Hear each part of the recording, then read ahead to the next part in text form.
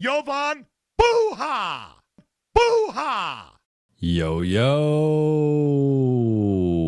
I'm Jovan Buha, NBA reporter for Buha's Block, and welcome to another live postgame show. Shout out to the chat, shout out to the late night gang, everybody tuning in after watching on playback and YouTube. I nearly jinxed the game. For those who are watching in the fourth quarter, I said the game was over with 7 minutes remaining, but I was right. The Lakers won 108-106 to improve to 12-4 on the season. They are now tied with Denver for number 2 in the West. They have won 4 straight games and 10 of 12 overall.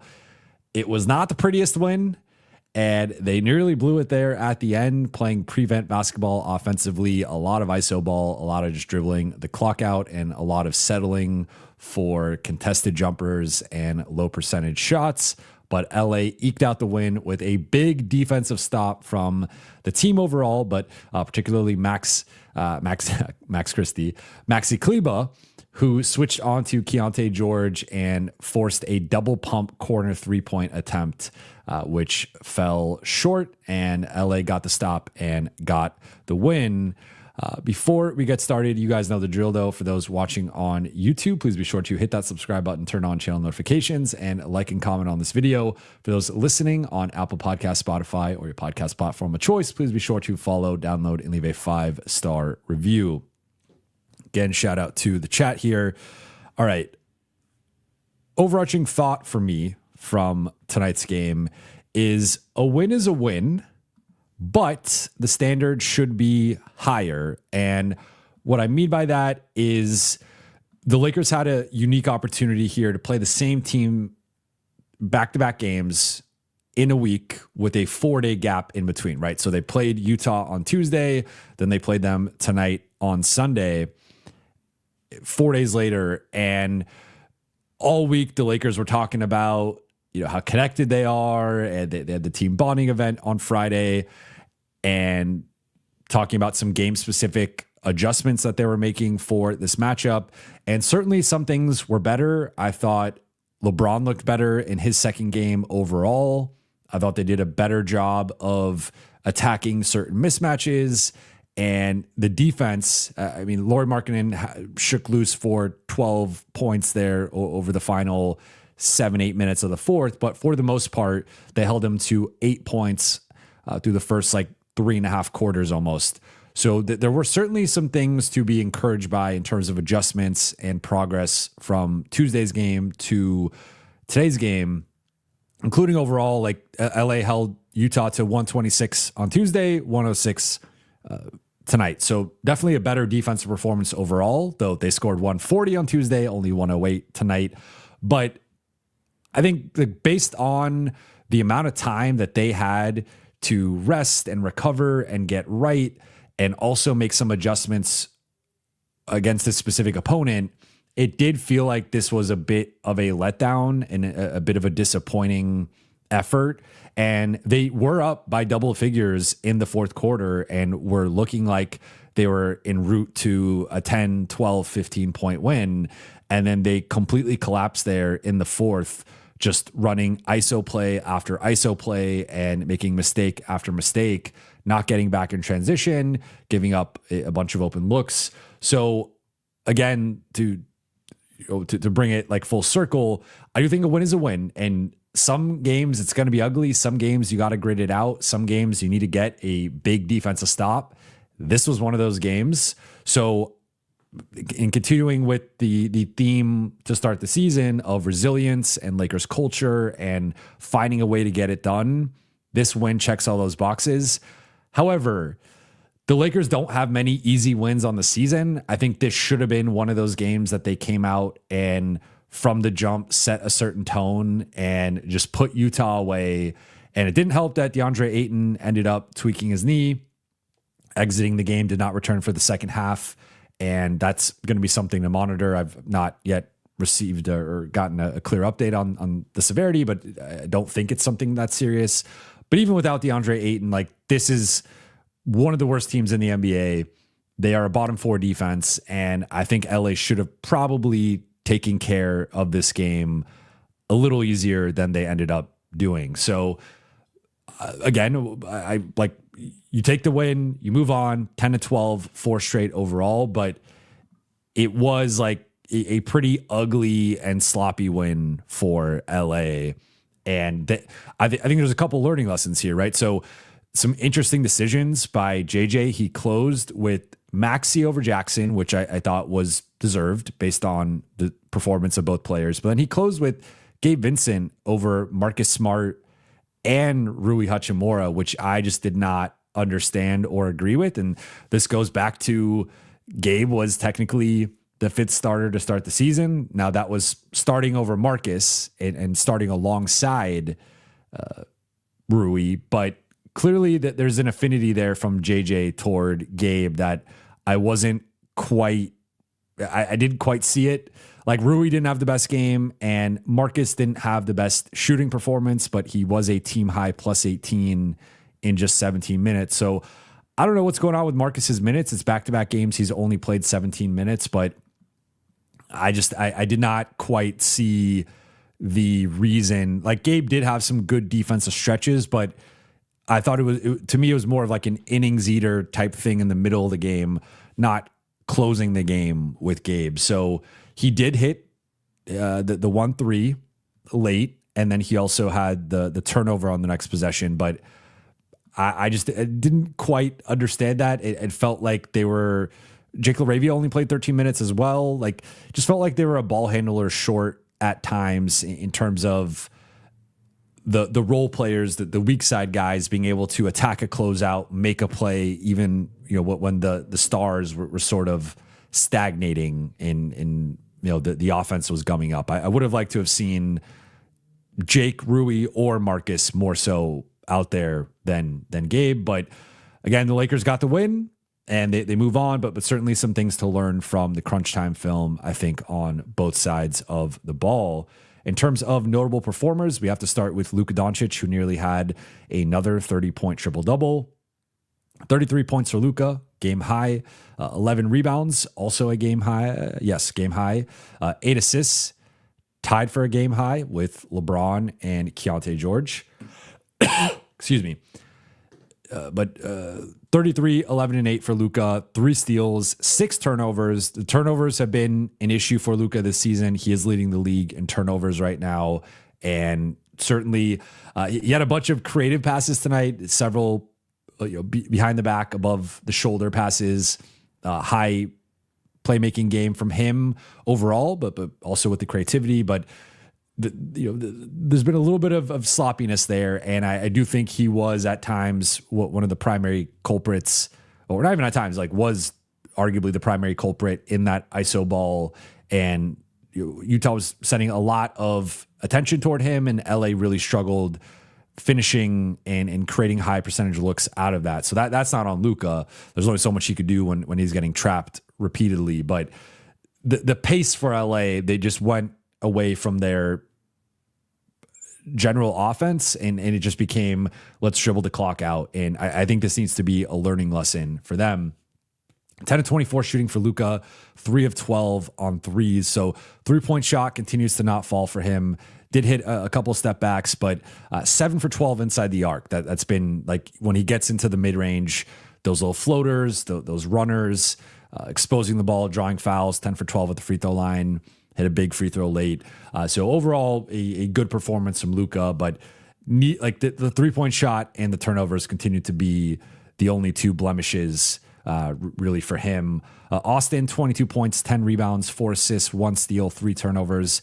Had a couple turnovers early, and I think all 3 of his turnovers in the first half. So clean that part of it up. Has been less of a playmaker since LeBron returned. He has been 3rd in the playmaking hierarchy, but 2nd in the offensive hierarchy overall. He continues to struggle with his jumper, 1 for 8 on threes. He was 7 of 17 overall. So 6 for 9 inside the arc, but had a couple of blocks and strips late, and had some nice finishes. He had the finish over Filipowski, had a couple finishes early, one on Nurkic, I believe one against Markkanen. So inside the arc, he is still being really effective and efficient, but the overall jumper has not quite been there. he had a tough time again with Keontae George. This is a part of my reason for why Austin should not be the primary point of attack guy with the starting group, but that's the way that the starting group is currently set up. So, not the sharpest game from Austin. Didn't love the turnovers in particular that he had. Felt like they were a bit sloppy. LeBron, 17 points, 6 rebounds, 8 assists, 1 steal, 2 turnovers, 8 of 18 shooting, 0 for 4 on threes, 1 for 2 at the free throw line. His jumper continues to not fall quite at the level. I mean, between the 3 stars there, that is 4 for 24 on threes, which is just mind-bogglingly bad. Not something I suspect will sustain, but so far, Luka and Austin have obviously struggled with their 3-point shots to start the season.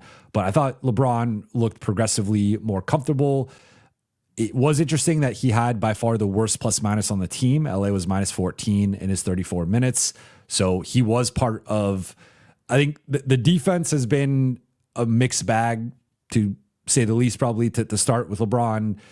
The transition defense and some of the rotations and stuff have not been quite up to where they should be or need to be. But I want to give him some grace as he is working back and has at times visibly looked like he's out of breath or still kind of catching his breath. So playing in Utah can be a tough place to play in terms of the altitude. It's not as famous for the altitude as Denver is, but it is the other place in the NBA that can test your lungs and your conditioning. And I think that's still a work in progress for LeBron, but there was some progress overall. Rui, 13 points, 6 rebounds, as aforementioned, did not close this game. Not quite sure if it was, he still continues to struggle with the off-ball defense. Did have some, he had the nice block. He had some nice contests, but in terms of his off-ball switching and communication and decision-making, he leaves much to be desired. DeAndre Ayton, 2 points, 3 rebounds in 13 minutes. He left the game early with the knee contusion, which is a scary word for the Lakers. Then they went 10 deep with the rotation. Maxi Kleber, 2 points, 3 rebounds, 1 block in 14 minutes, closed the game and made some pretty big plays. He had the driving dunk past Nurkic, also had the stop on Keontae George. Jake LaRavia only played 13 minutes, which was pretty surprising. Didn't have a good game per se, but was surprised that his minutes were slashed as much as they were. Jackson Hayes, 5 points, 4 rebounds in 18 minutes. Marcus hit a couple threes, only played 17 minutes, and then Gabe hit a 3 in his 20 minutes. In terms of stat of the night, I have 2. One is 24 second half free throw attempts for LA. They only attempted 3 in the first half and still were up by 7. Ended up attempting 24. So I thought the offensive process, until they started playing prevent basketball, the offensive process for that first quarter and a half, I thought they were getting downhill, drawing fouls, getting into the mismatches. I do think there was a little bit too much mismatch hunting and posting up at times tonight, and they were too stagnant within some of that. But they did get to the free throw line, and that was a big difference for me in the second half because they were not making shots. They were missing layups. They were failing to execute in transition. They were missing open threes. So on a night when you can't get anything to seemingly go offensively, getting to the free throw line is a way to consistently generate offense. And I thought they did a much better job of that in the second half compared to the first half. And then the other stat of tonight would be 6 second half turnovers for LA. So they finished with 14 overall, had 8 in the first half, and got off to, they had 5 in the first quarter. So from that point on, they only had 9, and they cleaned it up over the final 3 quarters. So sloppy start, especially in that first quarter, continues to be a trend for LA. But I thought they did a much better job of taking care of the ball in the second half, despite not being able to hit anything, seemingly. Then takeaway number 1 is second impression of LeBron.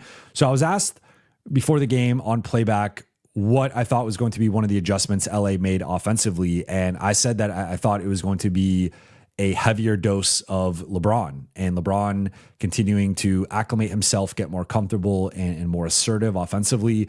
We saw that tonight. He went from 6th in the team in field goal attempts on Tuesday to 2nd on the team in field goal attempts. Took 18 shots, only behind Luka's 24 and right above Austin's 17. So I think this is a fairly realistic shot distribution moving forward in terms of Luka is going to be the number one guy, of course, and he's probably going to be the number one guy by 3 to 5 or 4 to 6 field goal attempts per game on most nights. And then Austin and LeBron are going to be right behind him. If we factor in Austin's and close together, if we factor in Austin's free throw attempts, he attempted 8, LeBron attempted 2. Austin's usage overall was higher than LeBron's, but it was pretty close there. But with LeBron, I think we've seen like he's certainly still getting into a rhythm, and the conditioning is not where it's eventually going to be and where we're accustomed to with LeBron. That's been one of the areas he's clearly still improving and getting his lungs back with. The defense, there were some nice moments defensively. I thought some of the rotations and some of the deflections and playmaking and reads defensively were good. There was also some lowlights, to be clear, in terms of not rotating or rotating late, miscommunications. So that continues to be an area that the Lakers need to shore up. He was on the floor for a couple of Utah's big runs. I think some of the second unit groupings, I'm not quite sure. I think JJ's still figuring them out. I feel like they've been super close where like I think 3 or 4 of the 5 players make sense together in a second unit group, but sometimes that 5th guy or even the 4th guy, it's not quite, I think, what the lineup data suggests are the best combinations, and just looking at like the skill sets of certain guys. So it is something to note that LeBron, the first couple games, the plus minus has not been the best, but I don't want to like read too much into that. I think we need more of a sample size to really glean out of that and see what is and isn't working. But 8 assists again, so that's now 20 assists through the first 2 games for LeBron. And I think we've had several drives that he doesn't get the same whistle as Luka and Austin, right? Like that's just been a thing with LeBron really for his whole career, but even in LA, he just doesn't get a great whistle, and he will be the first to tell you that. But the 3-point shot, I think will fall. We went 2 for 3 against Utah on Tuesday, 0 for 4 now. So he's 2 for 7 on the season. I don't think that's sustainable. But 8 for 14 inside the arc. He had a nice lefty finish. He was posting guys up and getting to the basket. So I think he is progressively looking more like LeBron. It obviously is, I think, too early to really take away like what is he going to be or what can or can't he do the same as last season. I would like to see at least a week or 2 under his belt in terms of being back, and we're not quite there yet. I think we'll have a better idea through like next week. They have the Tuesday game, Friday game, and then a back-to-back Sunday, Monday. So I think by that Monday, we'll have a clear idea of how close LeBron is back to being LeBron, and maybe what are some of the limitations or adjustments that he has to make in his game, and maybe LA has to make with him. Second takeaway for me is the Maxi minutes were really impressive for the second time in the past 3 games. So the Milwaukee game, then didn't play really in the first Utah game, then played in this game. And I think Maxi is trending in the direction of like, he probably should be a rotation player moving forward. And JJ has tried to play a 9-man rotation. And I think the only reason Maxi played tonight was because DeAndre Ayton got injured. Like the way things were trending before the DeAndre Ayton injury, it was a 9-man rotation, same 9 players as the previous Utah game. No Maxi, no Vando, no Dalton. Then DeAndre Ayton goes out with the injury, and Maxi then gets the backup minutes to Jackson Hayes and ends up closing over him. But like Maxi is a guy who's not really going to put up big numbers, only took 2 shots, missed his only 3, did have the driving dunk past Nurkic late. But between the rebounding, the multi-positional defense and switching across, switching on to guard, switching on to wings, holding his own, obviously the Keontae George stop. He's just a sturdy, reliable, solid veteran big man. And sometimes the Lakers need that. The Lakers have some high variance players who can be very helpful or very destructive at times. And Maxi, it's just nice to plug him in and be able to trust him that he's going to take smart shots. He's going to move the ball. He's going He's going to screen hard. He's going to roll or pop hard. He's going to crash the offensive glass. I think that's been like a couple offensive rebounds, but had several other tips, and probably got his hand on at least like 5 or 6 offensive rebounds. Only collected 2 though. Tipping balls out of bounds, which then allows you to set your defense. So he just does all these small, smart things for the Lakers on both sides of the ball that I was just really encouraged and impressed by his performance tonight.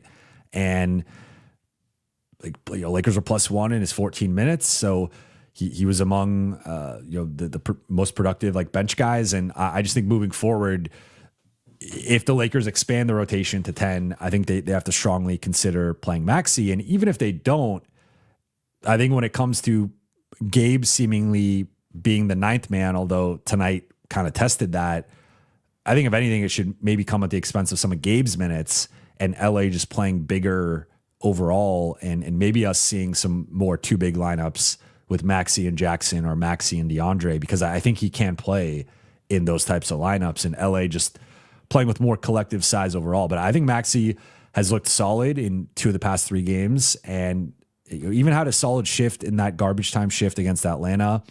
I just think he's trending toward being a rotation guy. And again, it's never going to be, he's not going to get a double. There might be a game he gets hot from 3 and hits a few, but that's probably going to be few and far between. It's primarily just like doing the little things that don't necessarily show up on the box score, but do show up in plus minus and do show up in clearly the coaching staff trusting him and having him close over Jackson, despite Jackson having a decent game in his own right. And then takeaway number 3 before we get into the Q&A here is second look at the full rotation. So this is a bit skewed because of DeAndre Ayton leaving the game early and Maxi playing as the 10th man, even though, again, when the rotation was fully healthy, LA was leaning toward 9 players, but LeBron played 34 minutes, which JJ said he wants to keep him around 35. So that's right in line with that, and was a step up for LeBron based on the last game. It was a notable increase. Rui at about 29. I think that's probably where he should be. Luka and Austin at 40 is just too high, and it's okay tonight because they're coming off of a 4-day break. But I think moving forward, the Lakers really have to find a way to get Luka and Austin to play less. And I think it should be special circumstances to require those guys to play more than 37 minutes. I just don't think Luka and Austin playing the heavy amount of minutes they've played to start the season is sustainable. And both guys have been banged up to start the season at various points. And I just think that's putting a lot on both of those guys. And it's I do wonder if, I'm not using this as an excuse for either one of them, but I wonder if part of the increase in minutes and just overall workload has had some sort of impact on their legs and them making threes, right? I would be curious to see if you cut their minutes down to 34 minutes, 35 minutes, maybe 36, do they start to shoot threes better rather than these high 38, 39, 40, 41? That's just too many minutes to do consistently. Again, once every few games, that's one thing. Once every 6 to 10 games, okay, but they're doing this pretty consistently, and I think that LA's relying way too much on their starters and their best players, in my opinion, right now, especially against lesser teams. And then off the bench, weird rotation because Gabe Vincent led the bench in minutes, played more than Marcus Smart, more than Jake LaRavia. I get Jackson at 18 was partly a reflection of Ayton leaving. So the Jackson 18, Maxi 14, DeAndre 13, I view that all as the collective center minutes, right? That's 44 of the 48. So that I'm putting to the side because I don't want to overreact too much given Ayton was out. So that's obviously why they played 3 centers.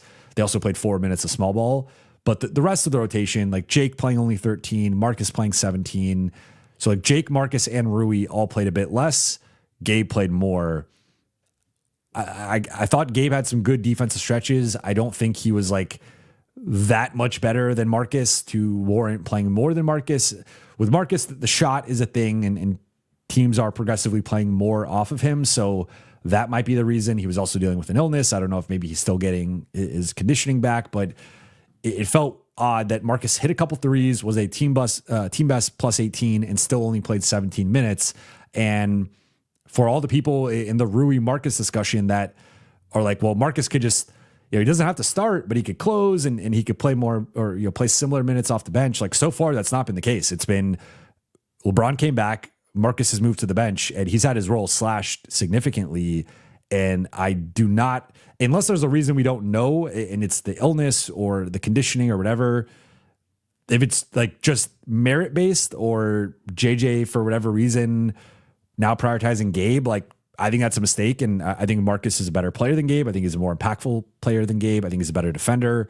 And yes, there are some concerns with the shot and the overall offense, but I think that is like one guy was plus 18 in his 17 minutes. One guy was a 0 in his 20 minutes. And I just, I think I'll leave it there. But before we get into the chat, we're going to take a quick break for the sponsor of today's video, SeatGeek. We'll be right back. For the best possible deal on Lakers tickets, look no further than the sponsor of today's video, SeatGeek. With over 35 million downloads, SeatGeek is the #1 ticketing app. There are more than 70,000 events listed on SeatGeek, including concerts, sports, festivals, and more. The NBA, NFL, college football, and college basketball are all underway. I love using SeatGeek, whether it's for USC football tickets or trying to help a friend or family member get the best deal possible on Lakers tickets. And SeatGeek has your back. Each ticket is rated on a scale of 1 to 10, so you know you're getting a good deal. So look for the green dots. Green means good, red means bad. Plus, every ticket is backed by their buyer guarantee. And of course, I have a code for you guys. You could use code Jovan10 for 10% off your next purchase at SeatGeek. That's 10% off any tickets with promo code Jovan10. Make sure you click the link in the description to download the app and have the code automatically added to your account so you could use it later. Thank you, SeatGeek. All right, I am back. Appreciate the patience and appreciate SeatGeek for sponsoring today's show. All right, let's get into the Q&A here. See, we got a few super chats. First one from the Wannabe GMs podcast. Should LA have any interest in Huff? He's essentially a souped up young Kleber. What would it cost to get him? Also, what would it cost to get Sharp? That is Day'Ron Sharp. So let me look at Jay Huff's contract here, pulling it up on Spot Track. 2.3 million, 2.7 the following year, then 3 million club option. So pretty team friendly deal for Jay Huff.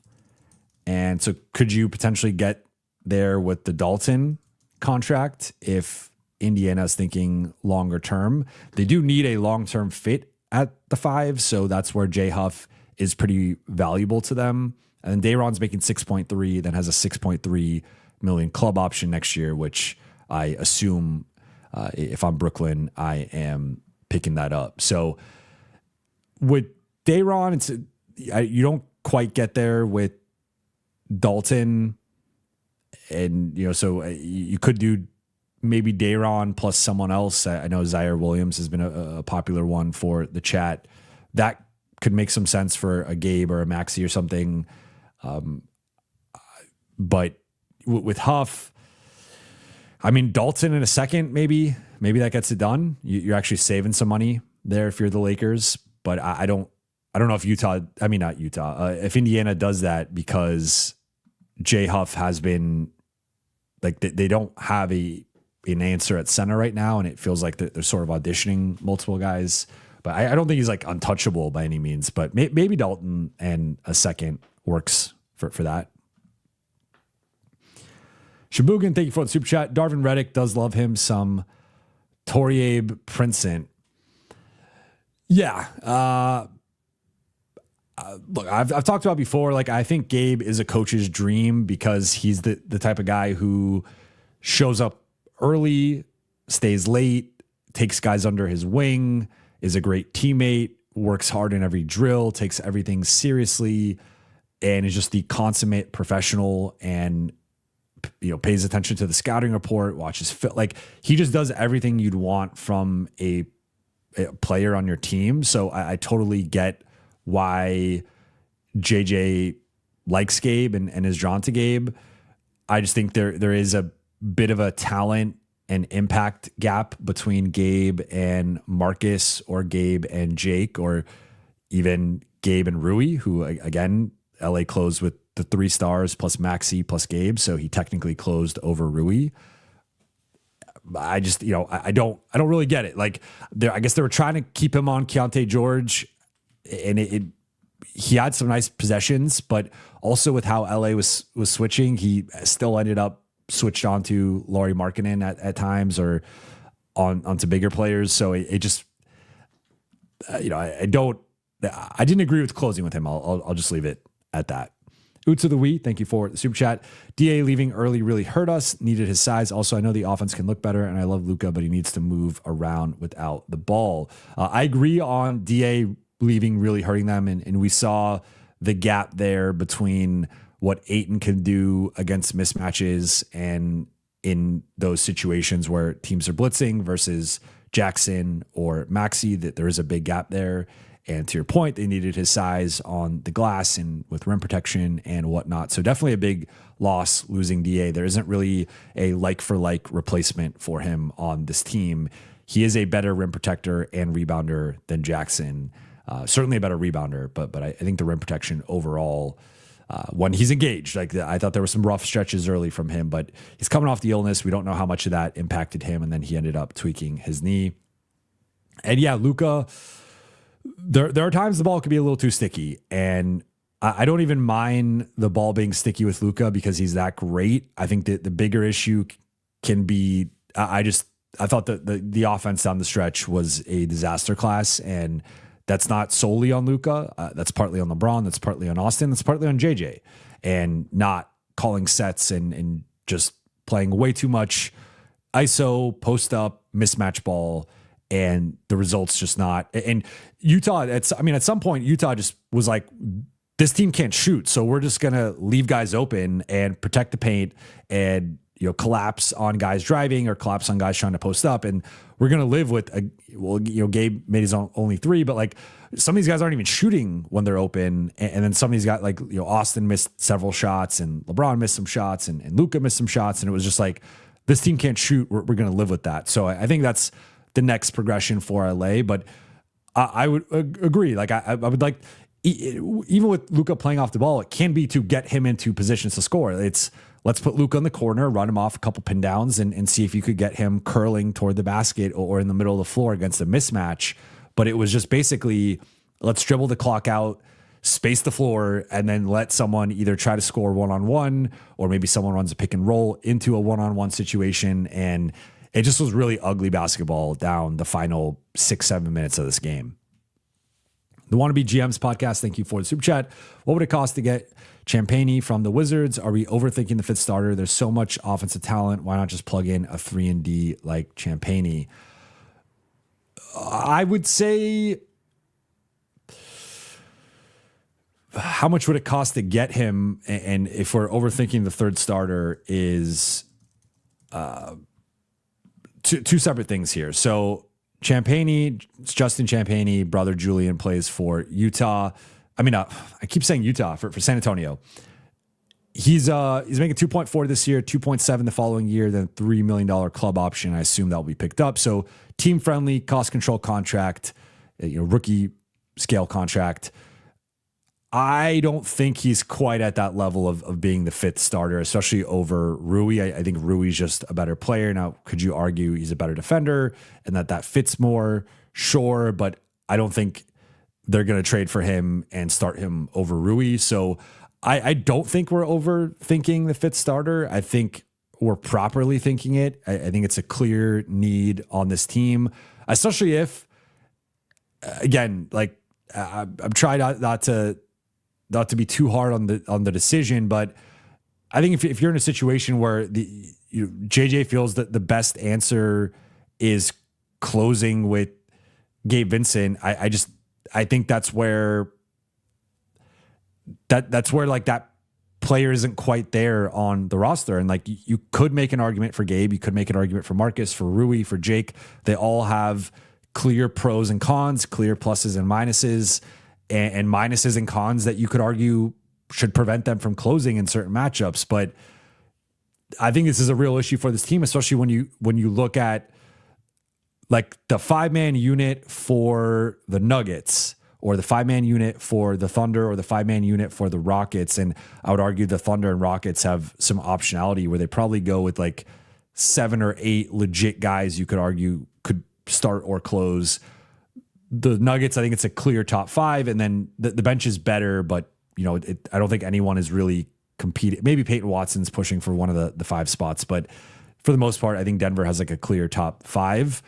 I just think that those units are so much better defensively and have so much better two-way balance that I do really think the Lakers finding and really nailing that 5th starter is important.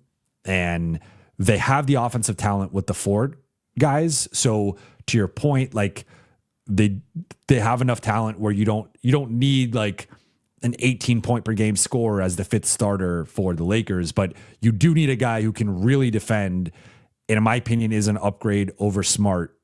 And if you could find a guy who's an upgrade over Smart and at least like within the same realm of offense as Rui, doesn't have to be as good as Rui in terms of scoring or shooting, but is at least in the same ballpark, and then also is an upgrade over Smart, that's like the sweet spot to me of the clear 5th guy. And we've talked through some of the names, so I'm not going to go through them, but Champagne, I view more as a bench guy right now. I don't think you're throwing him in a starting situation, especially over. I don't think it's going to. I think it's a harder sell to Rui. I've talked about this before, but some of the younger guys, whether it's him or Laravia, like I think it's probably got to be someone more established, like Smart, or you're trading for someone and then they come in and take the starting spot. Danica, thank you for the super chat. How much of the mistakes are from the long break? Also, Jokic had a quote about their good record not being the real picture. Applies to the Lakers too. Certainly some of it's from the long break, but that was like something I noted earlier in the week, that the Lakers have a troubling history coming off of these long breaks of no shows or disappointing showings, thinking about like opening night or coming off the All-Star break. They've had a couple of these stretches over the last couple of years where they have maybe a few days off and then they come out that first game and it's a bit of a dud. So I'll give them some grace and some understanding, I guess, with that. But like, it felt from a process perspective a little disappointing to see really that first half defensively was like pretty troubling and pretty alarming for a group that had been trending in the right way defensively, and much better second half defensively until the late collapse there. But I still think like their off-ball communication, the rotations, getting back in transition, like these are simple things that have been issues and points of emphasis for this group all season and just continue to alarm. And I think Lakers were somehow up by 7 at the half. I think if they were playing a more serious team, they would have been down and potentially down double figures. Like, so that it was a bit of an alarming first half and then a better second half until the final few minutes. Jokic, what I will note about this is like he tends to have these quotes where he's like a little bit more pessimistic or kind of calling out the group. And that's sort of one of his things, that they could always be playing much better. I will say if you want to apply that to the Lakers, like Denver is a +10 in point differential. Lakers are +2.7. So if things are going good in Denver, at least from the statistical markers, the Lakers are far behind Denver in basically every team-wide statistical category in terms of like point differential, net rating, expected win-loss. Like right now, the Lakers have won a couple more games than expected. Denver has actually won a game fewer than expected. So Denver, basically the statistical models say Denver should be 13-3. The Lakers should be 10-6. So I don't want to read too much into it. And ultimately, the statistical models can say whatever they want. It depends. Do you get the win or not, right? On some level. But in terms of like health of the team up to this point, Denver's been a much better team than the Lakers on balance, despite having the same record. So I think my two big concerns with LA right now are like the defense in general. I think has had some really troubling stretches, but they just aren't like blowing teams out. And that's a really key hallmark for a good team is being able to get a big lead and just put a game away. We've seen that from OKC and Denver and Houston, who are LA's top three, competition in the West right now. And the Lakers just don't have a lot of wire to wire convincing wins. They have a lot of, this game is going into crunch time for, whatever reason. And now Luka's playing 40 minutes. Now Austin's playing 40 minutes. Like, think about how many Shea is sat out half the fourth quarters in OKC's schedule right now. And it's like, that's what I would like to see more from LA is like some more sustained periods of excellence. They have these excellent flashes and then they have these disastrous flashes, and they're very up and down right now, and it keeps ending up in wins, but I would like to see more convincing wins. Like they should have won this game by 15 points. I think that's not too much to ask against a lottery level opponent. Light him up. Thank you for the super chat. It's crazy how after all his poor 3-point shooting, Smart still ends up a plus 18. Can you try to summarize how they measure that stat? Seems confusing. So yeah, I'll break it down very simply. Plus minus is simply, so for example, the starters, right? They start the game, 12 on the clock, and then let's say LeBron's typically the first sub, at least with the new rotation. So LeBron checks out at the 7:05 mark, and the Lakers have outscored their opponent by, let's say Lakers are up 12-8, 7:05 mark. LeBron checks out, Marcus Smart checks in. LeBron is now +4, and everyone else is +4 as well in the starting group, except for Marcus Smart. So it's just a margin while you're on the floor. So the simplest way, so let's say it is like everyone's +4, the starters are +4, LeBron's +4, but he subs out now. And let's say the team goes on a run, they go on an 8-0 run, over the next 2 minutes. Marcus would be a -8.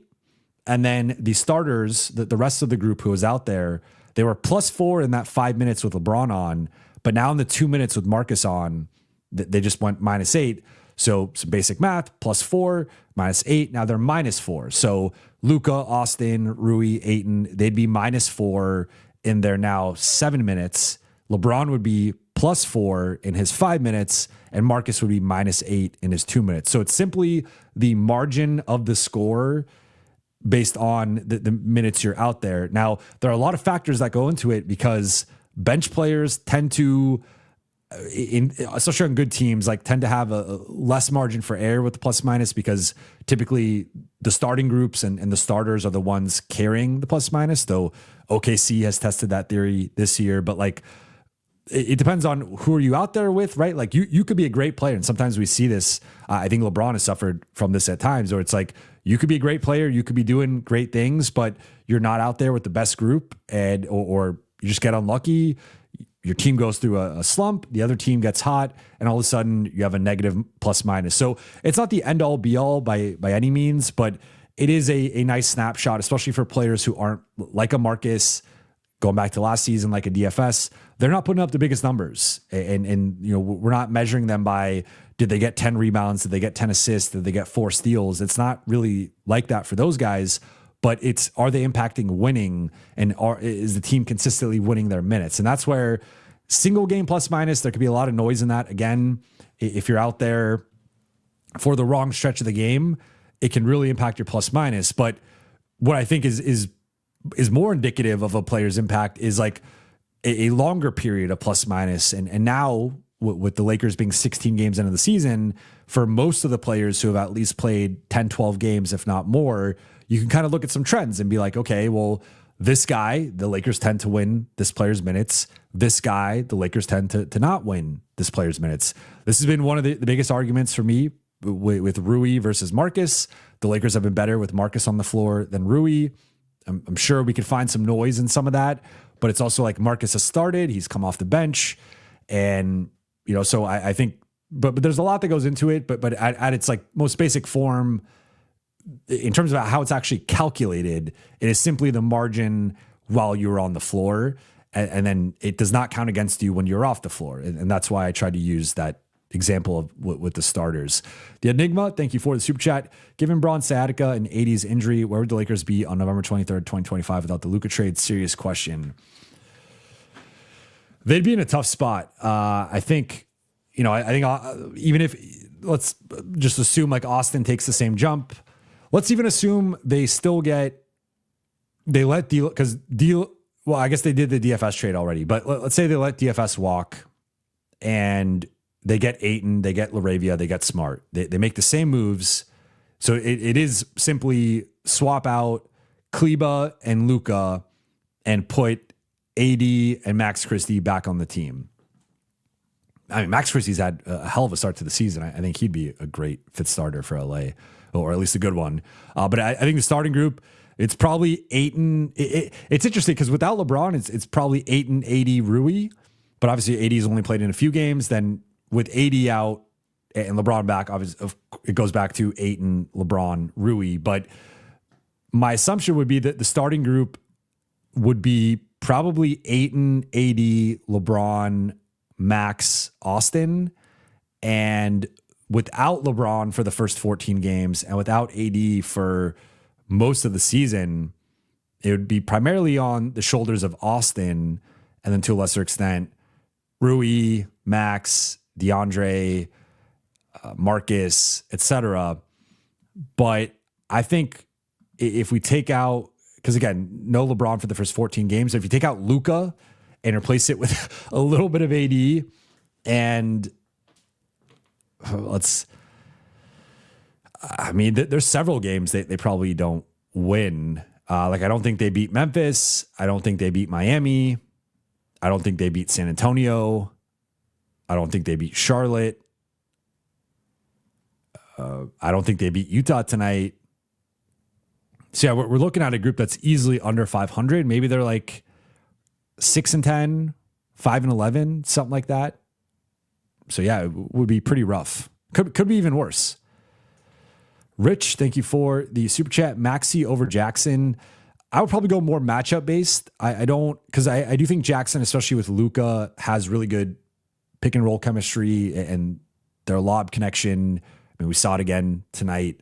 Had a really nice lob finish in the first half. I think Jackson's largely been playing fine.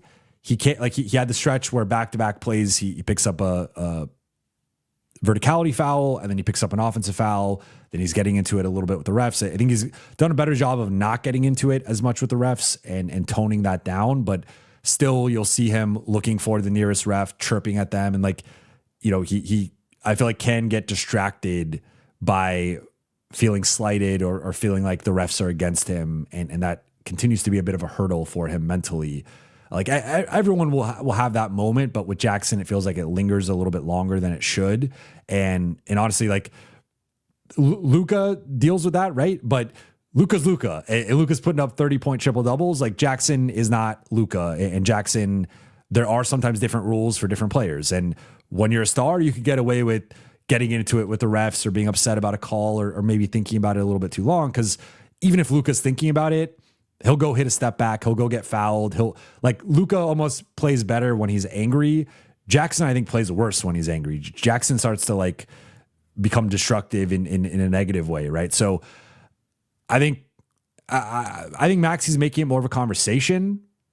I don't want to overreact to 2 games, but I do think he's arguably played or outplayed Jackson in these 2 games that he's played in against Milwaukee and Utah. So it's something to monitor. I think it's more them forcing him into the rotation and shaving some minutes off from multiple places and him being more of an 8 to 12 minute 9th or 10th man, but we'll see.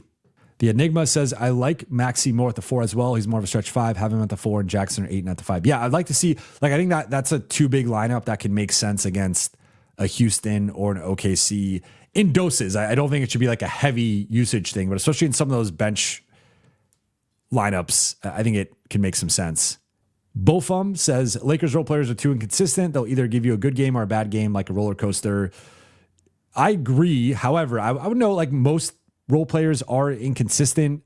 There are OKC might be the exception with most of their rotation shows up every single night, no matter what. But like, that's why role players are role players to a degree. I would like to see some more consistency in general, but especially with the shooting variance, you're going to have some of that. Puppy Chow 302, what are Lakers execs planning to do with the scouting team? Surely they didn't fire the existing team without a plan, hire OKC scouts. Yeah, I mean, I don't have a significant update on this. I just know that they are scouring the league and also available execs and trying to build the best scouting team and best front office possible right now. So I think I do not think they fired them without a plan, but I do think the timing of the firing was personal and was to send a certain message to the Bus brothers. But they're trying to figure it out right now. Kaiski, thank you for the super chat. 15 in offense, 14 in defense. We need to be better even as a 2 seed. Exactly. And that's what I was alluding to earlier when talking about Denver in terms of net rating and point differential. Like right now, the Lakers' statistical markers are that more of like a 500 team or a team slightly above 500. And I don't want to, like, record is ultimately more important than net rating or point differential, but that does seem to be a pretty good indicator of how good a team is. And some would even argue that that's even more important than record. So that is something like food for thought. Like Lakers right now are 15th in net rating for, like, they're 12-4, right? But for some perspective, the 9-8 Celtics are above them. The 9-6 Knicks are above them. The 10-8 Magic are above them. The 11-7 Hawks are above them. So like their net rating is not good for a team that right now record wise is a top 4 team in the league right now.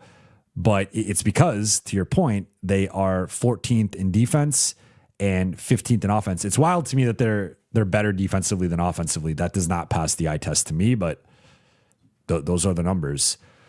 Jordan Jones, 9491. Thank you for the super chat. I think I prefer LBJ as the main ball handler instead of Luka in close crunch time situations. LBJ had a bad 3, but usually makes great decisions. Something they're gonna have to figure out, because I don't think you're gonna be in a situation where Luka's primarily playing off the ball. Luka is the 26-year-old top 3, top 4 player in the world, top 2 player in the world, best player in the world. You can make that case, like, but I think comfortably somewhere in the top 3 or 4. It's just I think it's an unrealistic ask to tell that guy to play off of the ball. He's an offense unto himself, and he's doing some special things this season in terms of his scoring and playmaking and his efficiency. And like, Luka's having a very, very, very good season and an MVP caliber season. So I don't think the Lakers are going to move. Now, can the Lakers work in LeBron as a main ball handler more? I think that's a more realistic proposition, and I think that's something they should look to do. I think LeBron has had some really nice playmaking moments through the first couple games. But yeah, I mean, again, this is where, when it comes down to it, especially in the playoffs and crunch time, Luka's going to have the ball, and LeBron and Austin have to be able to play off the ball, both as cutters and playmakers and spot up shooters. And the viability of the Lakers offense, the viability of that big 3 together will come down to some degree how well LeBron and Austin can play off of the ball. LeBron, I think, is a natural off ball fit with his 40+% catch and shoot over the last 2 years, his cutting, the ability to attack mismatches, to post up, offensive rebounds, the playmaking on the roll. Like, LeBron could do a lot. Austin, less of an off ball fit, but has had some good catch and shoot seasons before, is a really high level playmaker, and is just a smart player in general. So I do think it can work, and we have seen it work already in some glimpses through the first couple games, but it is a work in progress. And I agree with you in the sense of I think LeBron should be worked into the offense more in crunch time. I just don't think he's ever going to be the main ball handler. I think it's always going to be Luka. Bofum, thank you for the super chat. Is a Herb trade realistic? Pels would probably lose Rui to free agency in 2026. So basically, they're trading for a rental and first round pick. I mean, not necessarily. They would have bird rights on Rui. They could also extend him depending on when. Well, I guess we're assuming here he's traded before free agency. So they could extend him. They'd have his bird rights. So they'd have the option to work it out with him. Maybe they just want to get off the money and have some flexibility, and they value that first round pick. I mean, I think it's realistic. Now, how realistic is it? I think right now it's like semi realistic, like low probability. I don't want to act like it's likely or it's more than 50% going to happen or more than 50% realistic. Like, I think New Orleans right now is in a evaluation period as to the future of their franchise and like who fits, who makes sense. If I were them, I would not trade Herb Jones. I've said this before. If I'm New Orleans, I'm building around Derek Queen, Trey Murphy, Herb Jones, and Jeremiah Fears. Everybody else is on the table. Zion, Jordan Poole, DeJounte Murray, even Jordan Hawkins. I like Maxi too, but I'm less sold on him as like a core player. But I think if like those four longer term, especially if you get the right big man to pair with Queen, if it's like I think ideally you want that like Porzingis, Miles Turner, Brooke Lopez type. I'm talking like more like a few years ago for all those guys. But that like rim protecting stretch big, if you could nail that archetype with Derek Queen, and then you have Murphy, Jones, and Fears, I think the trio of Fears, Queen, and Murphy could be good enough to be a top three on a team here in like 2 to 4 years.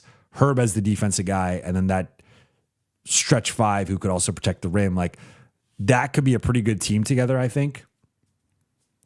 But we'll see. I don't want to pretend to know what Joe Dumars is thinking or going to do because they did a disastrous trade with the Derek Queen trade, obviously with Atlanta. So I think he's much more realistic than Trey Murphy, to be clear. Like unless the Lakers are giving up Austin, I don't think Trey Murphy is really on the table, and I don't think the Lakers are going to give up Austin for Trey Murphy. So I think there's at least a shot at Herb, but certainly things would have to go a certain way, and New Orleans would ultimately have to decide like he's not worth keeping and we don't want to pay him through his upcoming contract, and let's get the pick and maybe keep Rui at like a lesser number. Rich, Denver loses to Sac and big deal. No big deal. Lakers sky is falling. So I'll push back here slightly because I think context is really important. One, Denver was on the second night of a back-to-back. They were at home, yes, but first night was at Houston. It was a cup game that, for those who watched the game, it was a great game. It was a really high-level execution for both sides in the fourth quarter, a bunch of big shots, a bunch of big plays. But I think they emptied the clip to some degree in that fourth quarter and in that game. Then on top of that, they lost Aaron Gordon in that game, and now they're without their two best defensive starters and two of their four best players this season. In general, two of their best five, because I think longer term, Cam Johnson's a better player than Christian Brown. But they are pretty. They were shorthanded second night of a back-to-back after a tough, hard-fought game that went down to the final second. So I would say the context here. Like, yes, Sacramento and Utah are probably similar level teams, and Lakers were on the road compared to Denver being at home. However, Lakers had a 4-day break going into this game. Denver was on the second night of a back-to-back after a really hard-fought game, and they lost their third best player and best defender to injury. So I think it's not quite apples to apples. But to your point, like, yes, these things happen. Teams lose, and like Denver's in a tough spot now. They're going to be without Gordon and Brown for 4 to 6 weeks. And we'll see how they stay afloat. And they might slip. They might fall into that 4-5 mix right now. And that's good for the Lakers. The Lakers have had, obviously, no LeBron. Luka missed some time. Austin missed some time. A bunch of role players have missed some time, and they stayed afloat. So now it's on Denver to problem solve. But I do want to just highlight that to be like, it's not quite the same, in my opinion, at least. Like, I think it's a slightly different context. Gary Singh, thank you for the super chat. Don't understand why Smart only played 17 minutes. He was a plus 18. Yes, he missed some open threes, but was still 2 for 6. Does a lot defensively with his IQ. The only thing I could think of right now is that he was still dealing with the aftermath or the after effects of this illness that he's been battling and caused him to miss a game. That's really it. Otherwise, I just don't get it, to be completely honest with you. M Sharp follows up by saying if Marcus plays more than 20 minutes a game, he will inevitably eventually end up with an injury. I think 20 is a pretty fair number for Marcus. Like right now, he's averaging 28 minutes a game, or he's averaging 28 going into tonight. Obviously, after tonight, that'll drop probably down to like 26, maybe 25 and a half. I think he could play low to mid 20s. Like 17 is pretty low. Young, what's wrong with Vando? He's in the doghouse. I was saying on on playback and on YouTube, he's in the double-decker doghouse right now. I think the primary issue with Vando is there's no clear offensive role for him on this team. If you are playing him as a screener and roller and using him in the as like a small ball 5 or in the middle of the action, you are putting a worse screener, roller, and finisher in the middle of the fray instead of Ayton or Jackson. And like, there's really no argument to do a Vando pick and roll over a Jackson or Ayton pick and roll. Those guys are better screeners and rollers and finishers, and you're actively putting a worse player in a position that is potentially going to compromise your offense. Then at the dunker spot, people just like are not guarding him, and he struggles with catching and finishing in one motion. And then obviously we know at the 3-point line, teams are going to ignore him, and he's going to get open threes, and he might make one, but he's probably going to go 1 for 3 or 1 for 4, probably going to airball one. And it's just a bit of a tough look from him right now offensively. So I think JJ and the coaching staff have just lost all trust and confidence in him offensively. And right now he's just, like I said in the stream, once we saw Ayton was out, I was like, this is going to tell us how deep Vando is in the doghouse, because I would argue the best minutes he's played this year have been at small ball 5, but that's been because either Ayton was out or Jackson was out, and they sort of had to play him. And then also Maxi was out. So those like brief stretches where multiple guys have been out, or at least one of the centers has been out, and Vando's played at the small ball 5, he's looked, that's been the best minutes for him. But again, I don't think the Lakers are not going to do what's best for Vando at the cost of what's best for the team. And what's best for the team is 100% Ayton or Jackson as the primary screeners and rollers and finishers. So I just think he's in a really tough spot right now offensively, and reading between the lines, it's basically gotten to the point that I don't think JJ or the coaching staff really thinks he's playable. Ron Rich, definitely ready for some ado minutes. His athleticism is much needed for us. I think he is worth a look. And again, like if there's anyone's minutes who should probably be trimmed, I think it's Gabe. I don't think Gabe should be playing 20 minutes in a game that everyone is healthy for. So could you have played Gabe 15 tonight and given Adu 5? Yeah, I think so. Could you have played Gabe 15 tonight and given Marcus 22 instead of 17? Yeah, I think so. So I think Gabe is the guy who should have his minutes slashed, if we're being honest, but I don't know if that's going to happen. Cage Britt, Jovan, if you could add any all-time Laker role player to this current team, who would it be? Keyword here is role player, because obviously Kobe, Shaq, AD.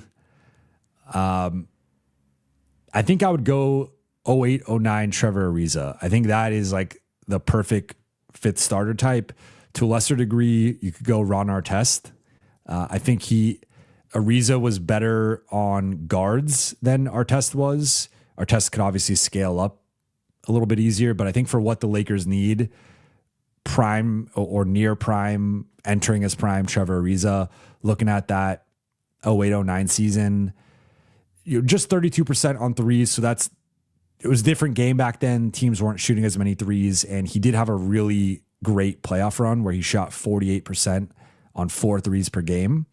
So, he did make them when it counted. And we know about the big plays in the Denver series, but I think having a 6'8", 215 pound, how old was he that season? He was 23. So having a young athletic, now I know what some people are going to think is a Duke Thero that the Trevor. I mean, maybe a Duke Thero becomes young Trevor Ariza on that Lakers team, but I think that's probably the guy. I mean, you could go through what was. I want to see what Meta was shooting his 1 year, and we're talking, of course, like 2009-10, the title year. He shot 36% on 4 threes per game. So I think Meta is the other one. I think specific, like I would want the 5th starter, right? So you could do a talent play of like, I think Lamar's in between a star and a role player, right? Like role player feels a little beneath how good and important Lamar was, but you could argue that, Bynum, those guys are a couple of borderline guys in terms of like Bynum made an all-star team as a Laker. But I think if we're looking at the players of the last, I mean, you could go Caruso, you could go KCP, you could go Danny Green. There are plenty of guys you could go with. I just think Trevor Ariza, with the length and the size and the athleticism and how well he played in that 2009 title run, that would probably be my guy. I mean, now we're going back. Yangi saying Cooper. C2 Cents is saying Glenn Rice. We're seeing Eddie Jones, Caruso, Danny. Skylar says, why not 2021, 22 Ariza? Hey, you can't judge the 2022 Lakers until Ariza's back. Meta, Ron, Odom. So Ori, I mean, I think Rick Fox is another guy who could have helped. Devin George. Yeah, there's a lot of Joint 2K says Lamar definitely a role player, LMAO. I mean, sure, but I think there's an alternate. If he never, I think if he never ends up a Laker and kind of like evolving through his role shift with the Lakers, I think there's a context in which Lamar Odom is like a 1 or 2 time All-Star, probably for like a lottery level team. But if you look at like Lamar's start with the Clippers, looking at it, I mean, as a rookie, 17-8-4. Next year, 17-8-5. Even that Miami year, 17-10-4. Even some of his LA seasons, 15-10-4, 15-9-6, 16-10-5, 14-11-4. Like those are back end all-star numbers, especially with a little bit of an increase in scoring. So I do think Odom is in a like I think there's an alternate version of his career where he's at least a one-time all-star. Keon Park 9-0. Think of a super chat. I think Braun is solely playoff games player or play 25 to 30 minutes in the regular season. His stamina shows he's 40.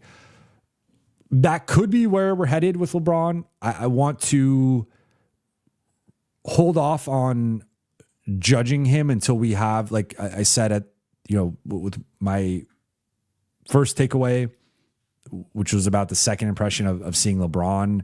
I said I want to give it like another week, and they have a game Tuesday, game Friday, then a back-to-back Sunday, Monday. Let's see where he's at coming off that Monday game, that 4-game stretch.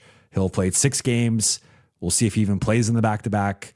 We'll have a little bit of a larger sample size. I don't want to judge LeBron too harshly off of his first 2 games back. I think with any player coming off of an injury, let alone a player who's 40, about to be 41 in a month, I don't want to overreact or take away too much from his first 2 games. Certainly, the conditioning has been not quite what we're used to with LeBron, and it's been a bit of an issue. But again, he's coming off of such a long absence. He hadn't played until this stretch where he returned, a few days or a couple days before, I guess last week technically with the G League team. He had not played competitive like 5-on-5 basketball since the Minnesota series. So if even taking his age out of consideration here. If we just said, hey, this player is coming off of not having played in almost 7 months and practiced a few times with the G League team, had one practice, then a game, then a couple more practices, then another game, I wouldn't want to judge them too harshly. Then you add in the fact that he's 40, year 23. I think there should be a little bit of evaluating it on a curve in terms of his ramp up process might just take a little bit longer, and that, we'll see how that plays out. But I don't want to cast LeBron to the side and say he's in a different phase of his career until we have a little bit of a larger sample size. Because again, go back to that 6-7 months ago. This was a dude who just finished 6th in MVP voting, 6th in All-NBA. Now, is he the 6th best player in the league right now? No. Is he going to get back to being the 6th best player in the league? Probably not. But can he be a top 15 player?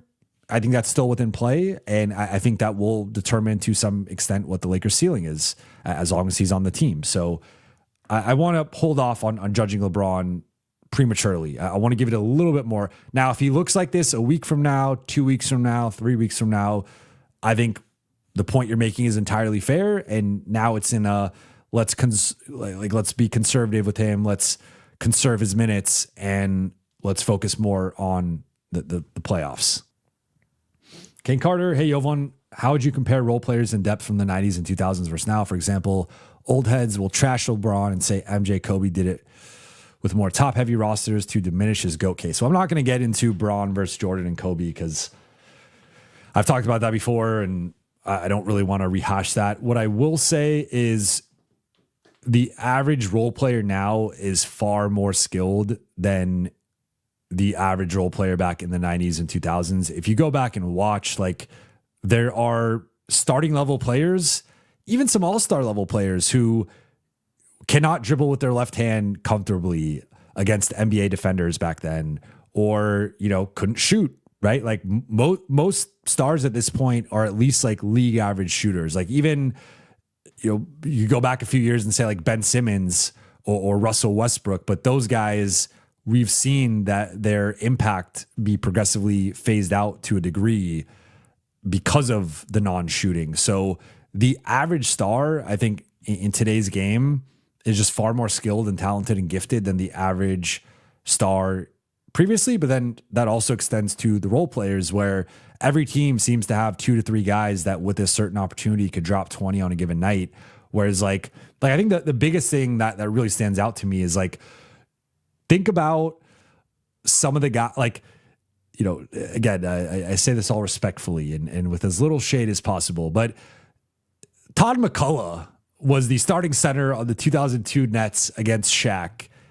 Todd McCullough would not be in the NBA today. And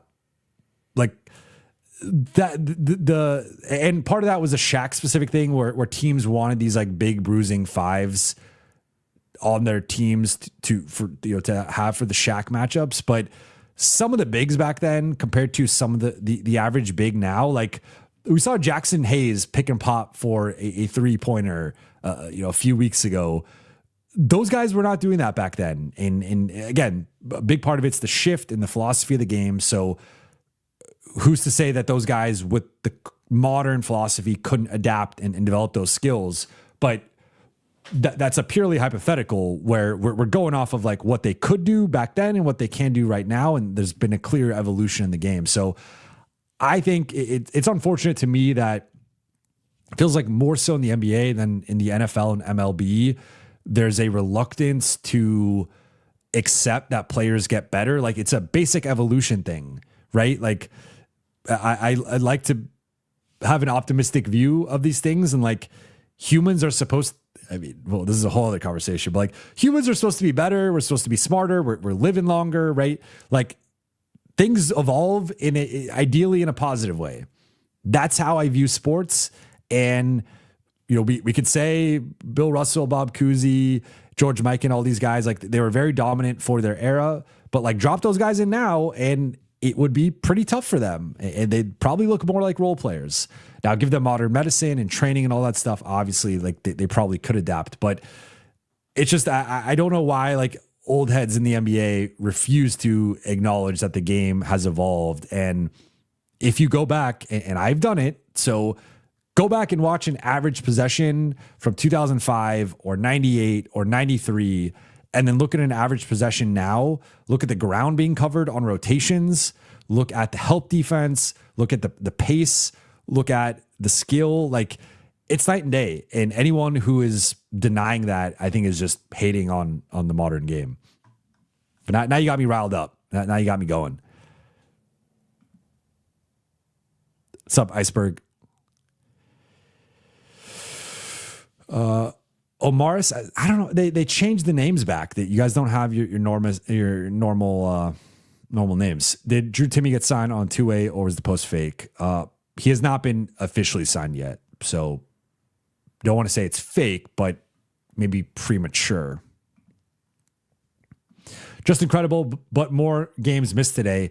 I mean, in part, that is, I think, also why this game is harder on the body, because I don't want to get into the whole practice and this and that. Like, there is some evidence that load management is actually a negative for the body in terms of some of the studies they've done. So I do acknowledge that could be a possibility, but I don't think the human body was meant to jump and run and cut as quickly and as high and as powerfully as it does today for 82 games plus the playoffs. And I think that's why we've seen a real rise in injuries. Does practicing not as hard maybe factor into that? Sure. I'm not going to deny that could potentially not be, but the one, like, you could always cherry pick these things, but I don't know if you guys saw the clip that went viral on X, where there's a clip of, I want to say it was 97, 98, somewhere in that range, late 90s Rockets, Jazz game, and they give the ball to Charles Barkley on the left block, and he dribbles for 10 seconds, which nowadays wouldn't even be possible because of the 5-second rule. But so there's some rules element here, but he dribbles for 10 seconds. He does not try to move at all. He is just dribbling in place, 10 seconds in the post. He's not really getting closer to the basket. He's not trying to make some move, just dribbling in the post. They're spacing around him. But because of the back then, there was different rules with how you zoned up and how you helped and one-on-one coverage and whatnot. But then for some reason, the guy at the top of the key just like does a very obvious double towards Charles very slowly. And then Charles kicks the ball to the top of the arc, and that person gets an open three. But it was literally just Charles on the post, posting up. He's not moving. No one else is moving on offense. And then for some unknown reason, someone one pass away helps off to double him, even though he's not moving or generating an advantage. And then that person gets an open three. And it's like, this is a different sport. Like, them facing like OKC, they would score 30 points. Like they would barely be able to dribble the ball up the floor or get anything in the half court. Like, I just think it's a totally different sport right now compared to where it was at in like the 90s or early 2000s. And I'm being a little hyperbolic with that. Obviously, I assume they'd score like 70 points, but it's just the way that the offenses function now. Like, there's so much more passing and moving and cutting and ground to cover for defenses, unless it's the fourth quarter of a Lakers game and they're playing prevent basketball. Yangi, excuse me. When was the last time the Lakers started the season? 12-4. I believe the title year, let's see, 2020, they started 14-2 through 16. Let's see, 2020, 2021. 2020, 2021, they started 12-4. So that's the last time, because they definitely did not in 2022, 2023, 2024. Last season they started 10-6. So, and actually, to flash back a year, at this point last season, this was the game the Lakers got waxed by the Nuggets. It was coming off of, remember the Orlando game? That was like a little bit of a turning point for LA early in the season. That was the Franz Wagner shot and play against Cam Reddish. They lose that game, blow it, Then they get waxed by Denver and Phoenix. And then that started like a little bit of a skid where they lost 7 of 9, including the Miami loss, which was one of the worst losses I've covered in my life. And then they also had the Trae Young. Remember the Trae Young loss where he hit the shot over AD? And then I think Gabe missed the game-winning look. So yeah, that was a brutal road trip. They barely beat Utah. They lost to Minnesota by 30. They lost to Miami by 40. And then they lost to Atlanta in overtime. So much better spot for LA a year later. Drum Recovery Network 977. Can we get 3-and-D help without losing AR or Rui? Yeah, I think so. You're probably going to have to include the first round pick to get someone of real consequence. But the combination of Gabe, Maxi, Dalton, a first, a second, and swaps, I'm not saying all of that to be clear. I'm saying some combination of that. I do think the Lakers can get real 3-and-D. Steven says, can you explain how the two-way contract works? Interested to see if Timmy gets a shot. So two-way contract works in you can play. So you're in between. I mean, it's in the name, two-way. So you can play up to 50 games with the parent team and as many games as you want with the G League team. Now you can only be active for 50 games with the parent team. So there is a restriction there of like the benefit of the two-way contract is you get to pay a player much cheaper. They're only making, but a couple $100,000 or whatever, which compared to the minimum NBA salary of $2.3 million is obviously a big difference. So you do get to pay the player much cheaper, and they do not count on your salary cap. They just count in the two-way slot. And that was a big thing for LA last year with Jordan Goodwin, where they kept him on the 50 games. And for the record, the 50 games counts total, even if you're on two, because Jordan Goodwin started the year. I forget which team he started the year off. Might have been, was it Phoenix? Yeah, I think it was Phoenix last year. I forget which team he started it, or was it Memphis? I'm forgetting, but he started the year off with someone else, ended up coming to LA, and those first games, and Trey Jemison started the year with New Orleans, and some of that counted against him playing with the Lakers. But you only get 50 total games with an NBA team, regardless of if you're splitting it across 2 teams, 3 teams, whatever. And then but once you play your maximum amount of games or active for your maximum amount of games, you cannot play anymore unless the team converts you to an official roster spot, one of the 15 official roster spots. So that's what LA did that with Jordan Goodwin at the end of the season last year. So they basically were able to underpay him for his services for most of the year. And then it's an underpay for the player, but for the team, it makes sense to have a cost controlled, team friendly contract on the books. So that's now Timmy's not been converted yet officially, but if and when that happens, then he will get to play up to 50 games. Gonna go about 10 to 15 more minutes left, or 10 to 15 more minutes. Sky Falcon 5, Memphis does love signing guys from our G League team. Yeah, the LA, the South Bay to Memphis pipeline is strong.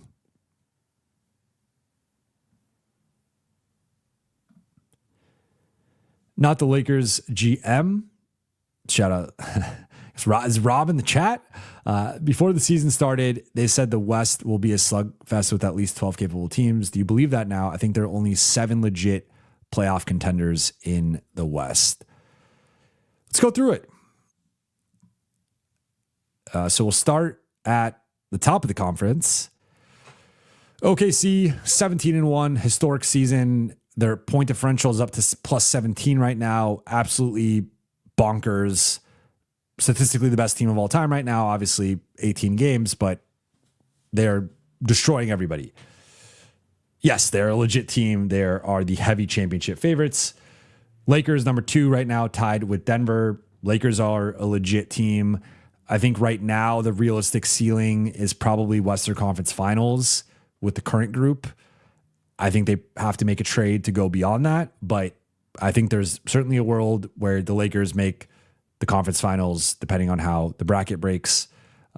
Denver Nuggets, 12-4. I think they're a championship level team. I think they're the second best team in the NBA. They're going to go through it right now with no Gordon and no Brown, but they've been statistically the second best team in the NBA this season, and that's in line with how I viewed them going to the season. They, to me, should be second in the championship favorite conversation. Houston, number 4, 10-4. So technically tied with the Lakers and Nuggets in the loss column, just haven't played as many games. They're also right there in the conversation for second best team statistically. And I view them as a legit, I would put them below OKC and Denver and on a similar tier as the Lakers. But right now they look like a potential conference finalist, depending on how the bracket breaks. And I wouldn't, maybe they go to the finals or win it all. I think they're probably the third best team, in my opinion, up to this point. Then San Antonio, I think they're surviving without Wemby for now. And they've dealt with a lot of injuries. No Fox to start, then Harper gets hurt, then Wemby's hurt, then Castle's hurt. So they've had a lot of adversity, a lot of injuries, and they're still staying afloat. So San Antonio I view as a legit top 7 at worst, but probably top 6 team in the West. Phoenix, I do think, is a little bit of fool's gold. They've had one of the easiest schedules in the league. It's about to get much tougher. And I give Jordan Ott a lot of credit. I give their role, like they're scrappy. They're disciplined. They're tough. They're nasty. I like Phoenix, but I don't think they're a top 6 team in the West. I think they're probably going to finish in the 9 or 10 spot. And then who knows? Maybe they could play their way into the 8 seed, but I'm a little skeptical of that. But so Phoenix, I would not put as a legit team as of right now. I'm sorry to Suns fans. Minnesota is legit, 10-6. Obviously, Ant has been out, and they've had.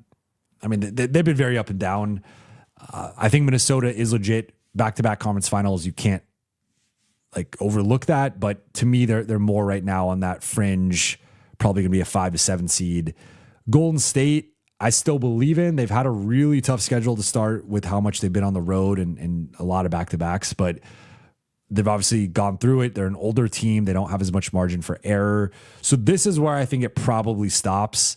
I would agree with you. I think 7 of the top 8, including Minnesota and Golden State, but not including Phoenix. That's where I draw the line in the West. I think those 7 teams all are at least threats to win a series. I think for Minnesota and Golden State, it's pretty matchup based. But for OKC, Lakers, Denver, Houston, I mean, those would be my 4 picks to advance. Right now, those are the top 4 seeds. I would pick each of them to advance in their respective. Like right now, it's Houston, San Antonio. ESPN has Lakers ahead of Denver, but Denver has a better conference record, which I believe would be the tiebreaker right now. So I think it would be Lakers, Suns, which would be nice for the Lakers, then Denver, Minnesota, OKC, Golden State. So yeah, I think there's probably 7 teams. And then within it, it's for me kind of like OKC, Denver, then another tier of Houston, LA, then another tier of San Antonio, Minnesota, Golden State. That's pretty much how I view the West right now.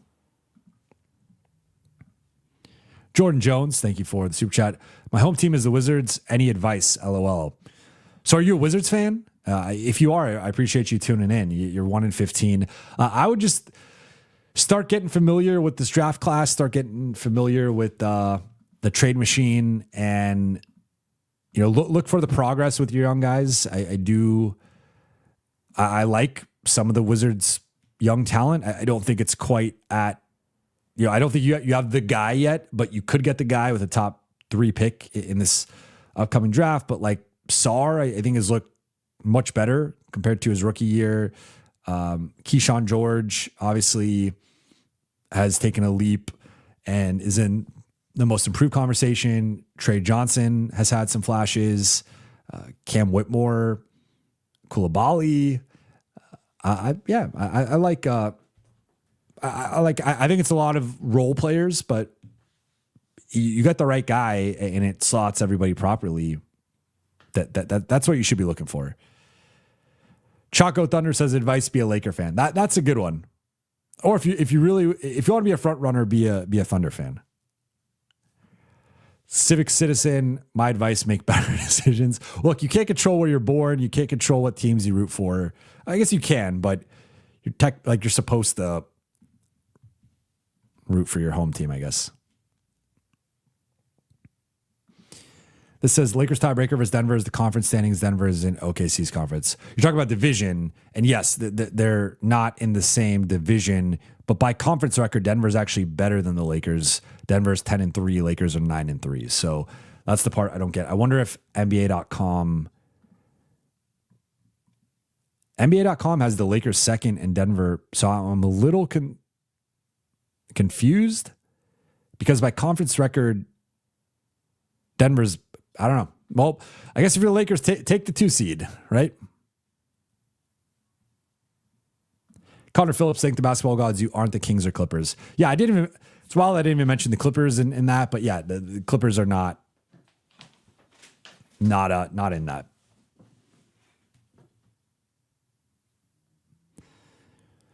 Fake Talk FC, OKC is not better than the Lakers, Buha. We have Luka, Braun, and Reeves, the better big three. It could be the better big three. I mean, Chet's taking a step. J-Dubs, we haven't even seen him yet, but even if you want to argue that the better big three, OKC is, I mean, look, I got called an OKC Glazer on the stream. I mean, this team's beating teams by 17 points a game. I don't know what else I'm supposed to say.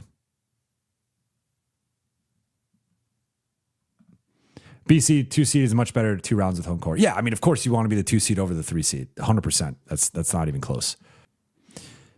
Okay, so this person who I unfortunately cannot read these characters, but it says it's the ranking in the division. I checked with AI. That's interesting that it goes to division ranking when it's sorry. You know what it is? The Lakers are the division winner. Okay, I galaxy brain this.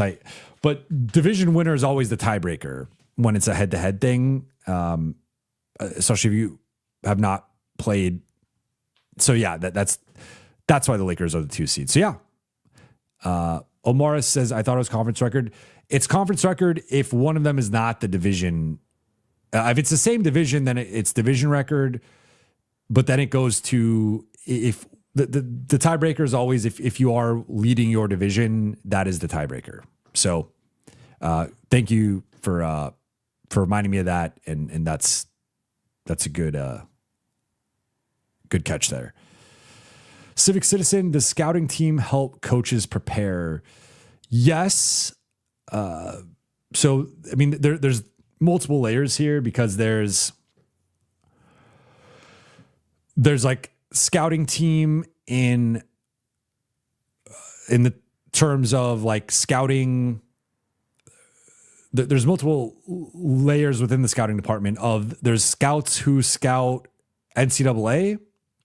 There's scouts who scout G League. There's scouts who scout international basketball.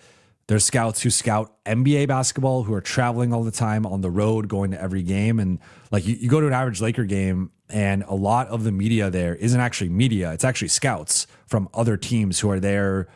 And Ethan Strauss wrote a really great story about this years ago, but being a scout is a pretty crazy job because it's like being a beat reporter on steroids where you're traveling even more. You're going to, sometimes you might be in 5 different cities in a week. And like, it might be literally in every other day. You're just going to, you're going to a game in LA. You're going to a game in San Francisco. You're going to a game in Portland. You're going to a game in Utah. You're going to a game in Phoenix. You're just traveling every night, going to a different game, which sounds awesome, but your whole job, and actually Kobe Price and I sat in front of last year in Dallas, not the Luka game, but the first game in Dallas. We were sitting in front of a couple of scouts that were behind us, and they were doing like, hearing a scout's brain is pretty wild because they're doing like play-by-plays, and their whole thing is they're doing play-by-play, but they're doing it by what action the team is running. So you're hearing, this is a double drag action. This is a horns into a flare screen, like da-da-da. Like they're just breaking it down at like an insane level. And they were like right behind us, writing it in their little notebooks. And I was like, this is like a different way of viewing basketball, where it's like all pattern recognition. And, and then you're even hearing some of their analysis of like, oh, I would have done this, or like, oh, that was smart of them to do this. And like, they're just breaking it down at like this insane level. So there's that element of the scouting as well. And then there's also the player development element of scouting, where you are, sometimes they like the actual scout team in practice, where the player development guys will pretend to be like in a playoff series. You do a scout team and you do like, this player is going to be Ant, or this person's going to be Rudy Gobert, or this person's going to be Julius Randle, like with Lakers Wolves. So there's a lot of elements to the scouting department. One thing that the Lakers have famously not had has been those pro scouts who go on the road and are at every game, and they're not only scouting, but they're also getting intel. So they'll talk to front office people, assistant coaches, media people, agents, whoever's at the game, and get intel and feed it back to their team. So it's a pretty wild job. It's a pretty cool job, but you just travel a lot and work insane hours. So to a degree, yes, the scouting team does help prepare. I would say more so the NBA scouting part of it is more so feeding back information. And then a lot of it with coaches, that, coaches in a lot of ways, people compare them like CEOs and different stuff. Like the coaches are getting all this information. They have an army of people. They have the analytics people. They have the scouts. They have the video coordinators. They have their assistant coaches. They have the player development coaches. JJ has 15 to 20 people feeding him information or passing it up the chain into like their advisors or, head video coordinator, assistant coach, whatever. And then that information gets distilled up toward JJ, and then he has to make these decisions. So despite, the head coach is the face of the operation, and they ultimately are the final decision maker and the person who has to fall on the sword. But like, it is a very complex operation in terms of all the different manners that they are collecting information and data and film and like funneling it up toward JJ to make the final decision. So hope that gives you a little bit of a peek into how this all works. Mac Roblex 94, thank you for the super chat. Lakers defense is still bad. They barely beat the Jazz. It should have been an easy win. What do the Lakers need to do to improve their defense? I think first it's got to start with reps, right? Because this group has not played like this version of the group with LeBron back, with the new rotations. Some of these, any lineup with LeBron is a brand new lineup, and that alters how that group's playing on both sides of the ball. So I do think they need some time to work that out, figure that out, practice together, watch film together, and take all that stuff and apply it moving forward. However, I think there is a bit of a ceiling here with this group. I've said I don't know if they can be higher than probably 12th or 13th defensively on like the course of the full season with this particular group. I think there are some teams, like look at the defensive standings right now or defensive rating.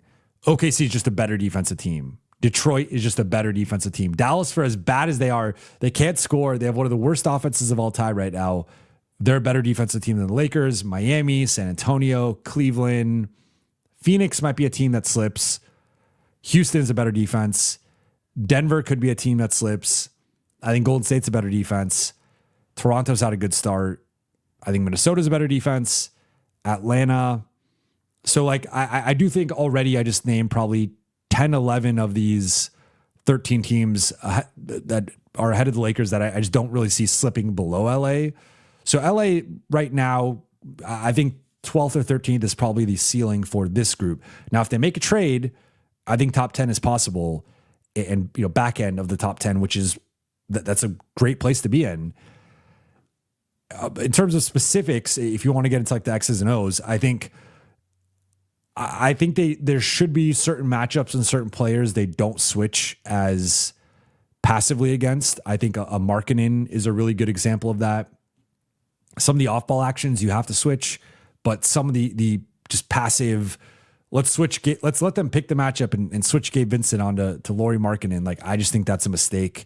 And I think it's something that is a real weakness with LA's defense.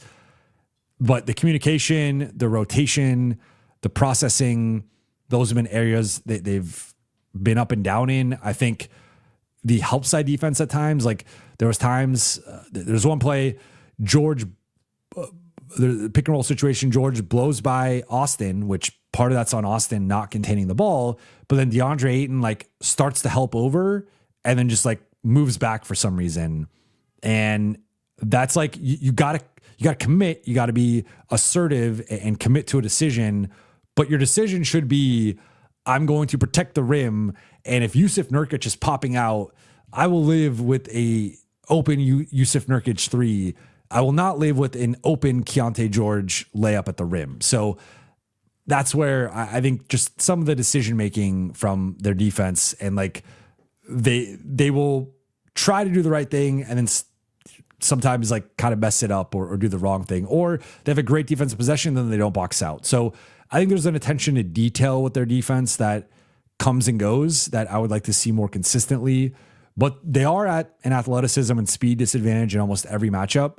Most teams they play are just going to be quicker than them on the perimeter. That's just a roster construction thing. There's not much you could do other than construct a different roster. They've been able to make it work with some size, some really good defensive playmaking. They're really good at deflections and steals and reading what the offense is trying to do and beating them to those spots. But there are just a lot of simple breakdowns, especially in these first quarters, first halves, that I don't know why they keep getting in these holes that they have to climb out of. Connor Phillips says the lack of effort also makes an already flawed defense look like the worst in the league. That's where it is. It's like this group does not have the margin for error defensively to lack effort or focus or urgency and make up for it. Like, it feels like sometimes they are going through the motions. They are kind of coasting on that end. It's like, you guys are not good enough on that end of the floor to coast. You have the offensive talent to coast at times offensively. And we've seen that, and they still find ways to score, find ways to make big shots, get to the free throw line, generate good looks. Ideally, you don't do it on either end, but like if they're going to coast on one end, it's the offensive end. It should not be the defensive end. This group does not have the personnel to coast on the defensive end.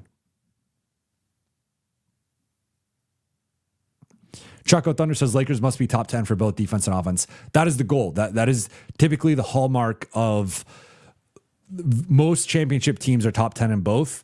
The exceptions sometimes are if you're like top 3 in one and you're still like 12th or 13th. And that's where I made the case that the upside for this group winning a title or conference finals, whatever, would be top 3 on offense and like 12th in defense. If you hit both of those, you're close enough to the 10-10 that you're in the mix. But for context here, Denver has slipped recently with, especially coming off the Sacramento game, but as recently as a few days ago, OKC, Houston, and Denver were all top 6 on both sides of the ball. So that's like OKC is a different beast right now, where they're 4th in offense, 1st in defense. Houston is 1st in offense, 8th in defense. They've slipped defensively a little bit too. I think it was partly the Houston-Denver game lowered it, but that's the standard. Like, I mean, especially OKC being top 4 on both. That's why they're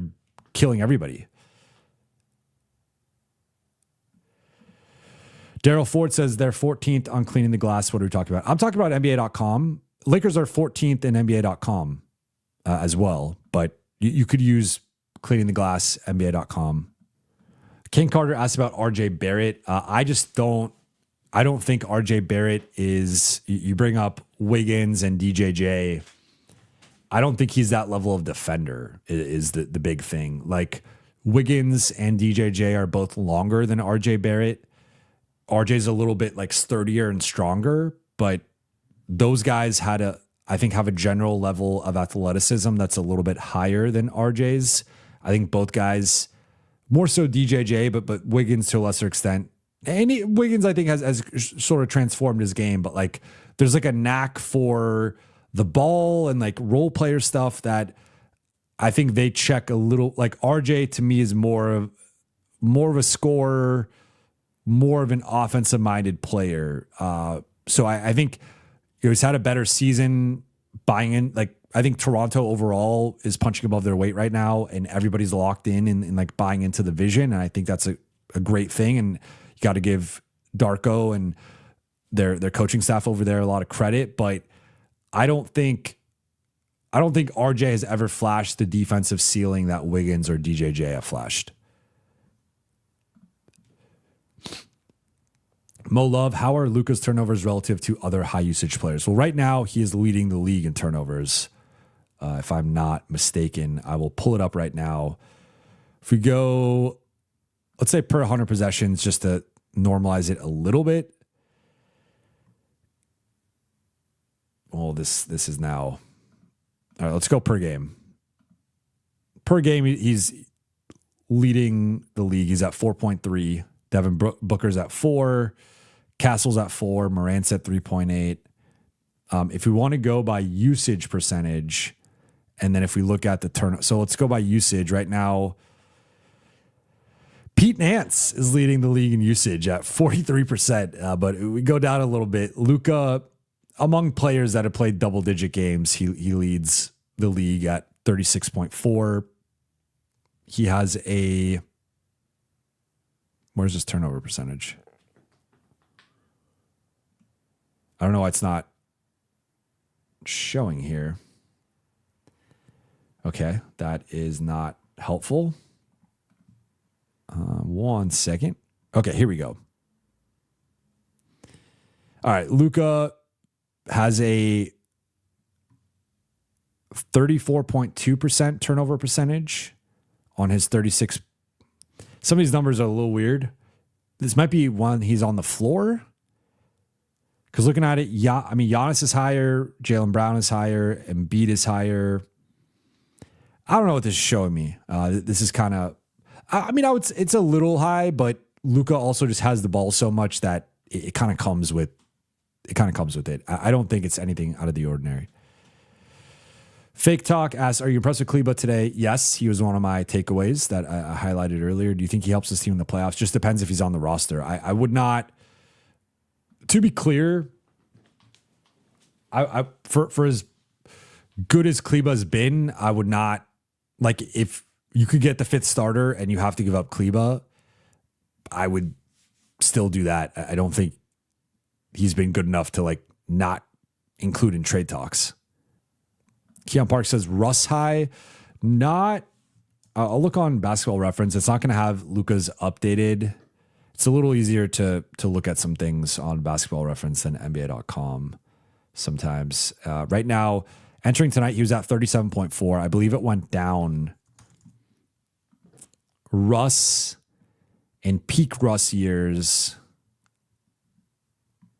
was at, Russ's peak was 41.7 in 2017, 38.4 in 2015. Then it drops to 34 in 2020 with Houston. And then he has multiple 34 seasons. So this would be the third highest of Russ's career. And for Luka, again, with the caveat that I think it's going to drop a little bit after tonight. This is the second. This is going to be the third highest of his career. It's basically in line with most of his career.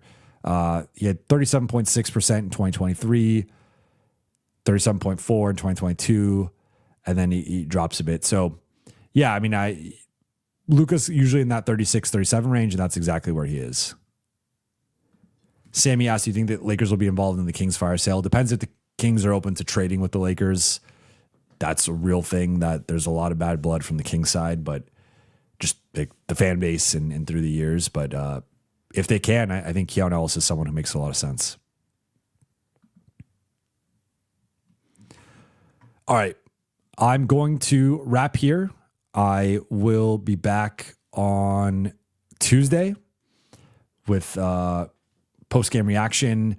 just a scheduling update for this week. My son is going to be out here starting tomorrow through the rest of the week. So going to be prioritizing spending time with him and just family time over this week. So we'll be going live after the Clippers game on Tuesday and the Dallas game on Friday, and then the New Orleans game on Sunday. Otherwise, we'll not likely be going live during the week or like during the day. And then we'll be doing Lakers Collective on Wednesday. But no Beyond the Block this week and no midday episodes. Just going to be focusing on spending time with my son and taking a little bit of a break this week. But we'll still be live with you guys after the games and going live with the late night gang. So appreciate you all for tuning in. Appreciate you guys for watching and listening. For those watching on YouTube, please be sure to hit that subscribe button, turn on channel notifications, and like and comment on this video. For those listening on Apple Podcasts, Spotify, or your podcast platform of choice, please be sure to follow, download, and leave a 5-star review. Shout out to the chat. Shout out to the late night gang. I would say happy early Thanksgiving. I will still talk to you guys before Thanksgiving, but happy early Thanksgiving. Hope you all get some great time with your loved ones this week. And Lakers are 12-4, number 2 in the West. Great start to the season. Still room for improvement, and that's where we talk about the margins and areas that can be better. But overall, 12-4, number 2 in the West. You take that 10 out of 10 times. So a lot to be looking forward to. Smokey asked, when's Lakers Collective? Tentatively 10 a.m. on Wednesday, 10 a.m. Pacific time on Wednesday. We're moving it from Thursday to Wednesday for this week. And then the following week, starting with that Monday, we're going twice a week. So a lot to look forward to on that front as well. But appreciate you all and talk to you all very soon.